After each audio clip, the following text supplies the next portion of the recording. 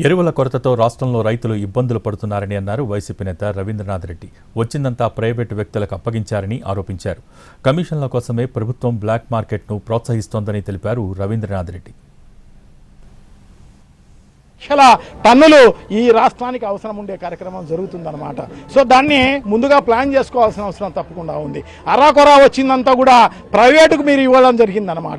గతంలో నానుడి ప్రకారం ఎట్లా మామూలుగా మార్కెట్ ద్వారా ఈ రాష్ట్ర ప్రభుత్వం 50% మార్కెట్ ద్వారా 50% ప్రైవేటుకు ఇచ్చే కార్యక్రమం జరుగుతూ ఉండేది.